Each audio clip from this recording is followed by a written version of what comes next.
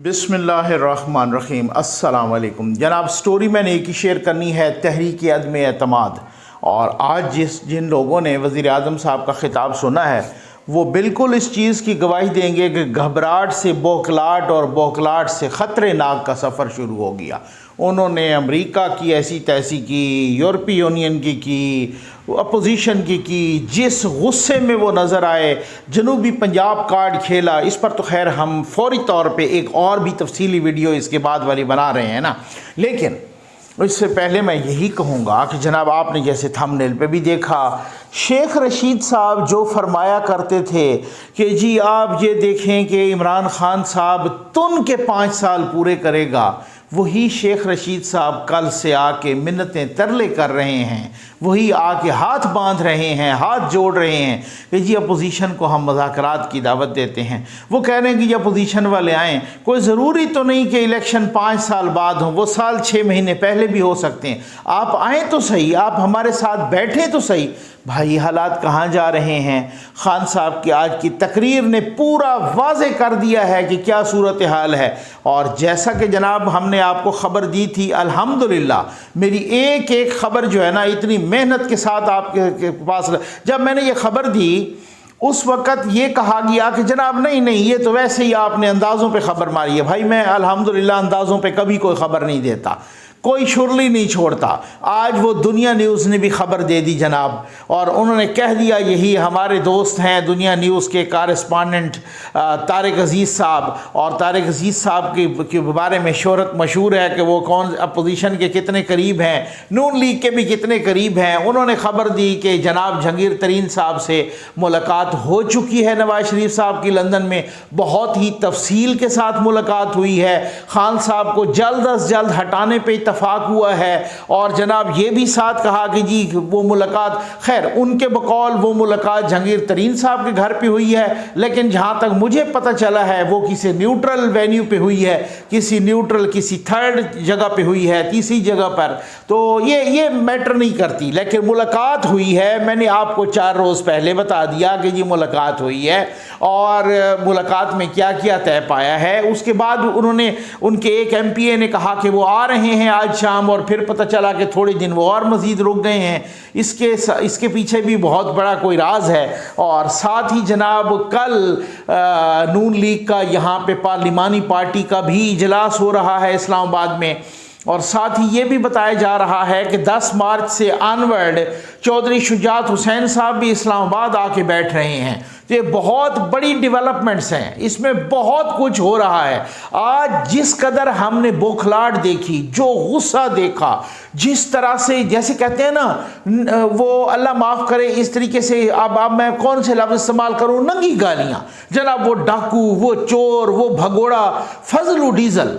ये आप अंदाज़ा कीजिए कि एक प्राइम मिनिस्टर साहब की ये तकरीर थी, एक वज़ीर आज़म, इस्लामी जमहूरिया पाकिस्तान के वज़ीर आज़म, वो कह रहे हैं फजलू डीज़ल, ठीक है, बार बार उनको कह रहे हैं। और जनाब वो इस तरीके से उनको, और फिर अगले लम्हे में उन्होंने कहा कि जो रियासत मदीना है उसकी जो बुनियाद रखी गई वो अखलाकियात पे रखी गई। मैं कुर्बान जाऊं कि वो हदीस भी भूल गए कि जी, और वो फरामीन भी भूल गए, और वो सारी चीज़ें बातें भी भूल गए, और हर शख्स अपनी ज़बान के नीचे छुपा है वो भी भूल गए।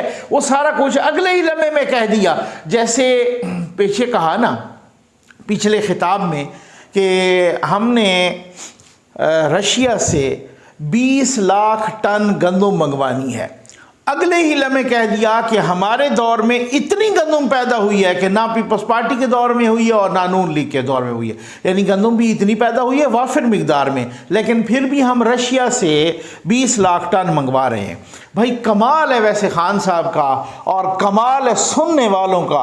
और मैं कहता हूँ सलाम है कौम यूथ के उन नौजवानों को कि जो खान साहब की बात पे सुन के नारे लगा रहे हैं। वो कह रहे हैं देखो पीपल्स पार्टी और नून लीग ने 10 सालों में 30,000 अरब पर कर्जा पहुंचा दिया, ठीक है। वो कर्जा जो मुशर्रफ ने 6,000 अरब पर छोड़ा था, इन्होंने 10 सालों में 30,000 अरब पर ले गए ये कर्जा, ठीक है। अच्छा, اور وہی قرضہ آپ سر کتنے پہ لے گئے؟ آپ 3 سالوں میں 50,000 ارب آپ نے کراس کرا دیا، یعنی انہوں نے دونوں نے مل کے 24,000 ارب قرضہ چڑھایا پاکستان پر، اور آپ نے ماشاءاللہ 3 سال، انہوں نے تو 10 سالوں میں اور 2 حکومتوں نے، آپ نے صرف 3 سالوں میں 22,000 ارب چڑھا دیا۔ آج قرضہ پاکستان کا ٹوٹل کو تقریباً 52,000 ارب ہے، پاکستان کا 50 سے اوپر ہے۔ تو اب آپ اندازہ کر، لیکن پھر بھی وہ نیچے سے نا وہ نعرے لگا رہے ہیں، وہ اسی طریقے سے جناب وہ میں صوبہ بناؤں گا، تو وہ اس پہ میں نے کہا نا کہ ایک کرتے ہیں اور بھی ویڈیو اس پہ کرتے ہیں، لیکن اب چونکہ وہ پتہ چل چکا ہے کہ اب بہت بڑی ایک بوکھلاٹ اور گھبرانا بنتا ہے ان کی پریشانی کیا نظر آ رہی ہے، ان کو اب وہ اینٹی امریکہ کارڈ بھی کھیلیں گے، اب وہ ایک طریقے سے مذہب کارڈ بھی کھیلیں گے، اب وہ کرپشن کارڈ بھی کھیلیں گے، اب کچھ اور کارڈ بھی، کچھ مجھے تو لگتا ہے کسی اور کا نام وہ بگاڑ دیں اس طریقے سے۔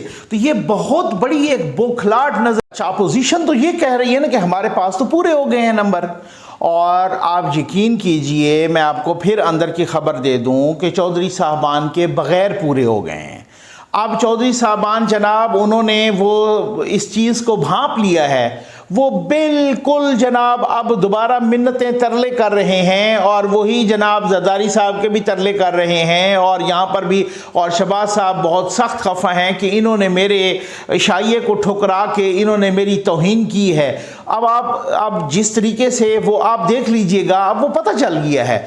دوسری بات یہ ہے کہ جو اپنے وزراء ہیں، جو اپنے لوگ ہیں، جس طریقے سے وہ تیزی سے کھسک رہے ہیں، جس طریقے سے وہ تیزی سے آگے جا رہے ہیں، جس طریقے سے تیزی سے استعفے آ رہے ہیں، جس طریقے سے بغاوتیں ہو رہی ہیں، جس طریقے سے وہ ساری ایک بوکھلاٹ، اگر آپ اب تک یا آج تک کسی کو پتہ نہیں تھا یا یقین نہیں تھا، وزیراعظم صاحب کی تقریر سن لیں، آپ کو حق الیقین کی حد تک یقین ہو جائے گا کہ تحریک عدم اعتماد آ رہی ہے اور کامیاب بھی ہو رہی ہے۔ وزیراعظم صاحب کو سب سے زیادہ یقین میں سمجھتا ہوں کہ وزیراعظم صاحب کو ہے، جس طریقے سے انہوں نے آج گالیاں دی اپوزیشن کو، جس طریقے سے میں آپ کو بتاؤں نا کہ کیا صورتحال کیا ہوئی ہے، کہ یہ جو مولانا فضل الرحمان صاحب اور نواز شریف صاحب کا رابطہ ہوا ہے، اس میں وہی جو جہانگیر ترین صاحب کے ساتھ بتایا جا رہا ہے کہ جو جہانگیر ترین صاحب کے ساتھ ملاقات ہوئی، یہ مجھے اپنے ذرائع نے بتایا، بہت ہی اتھینٹک ذرائع، اس ملاقات سے بھی ان مولانا صاحب کو انہوں نے اعتماد میں لیا،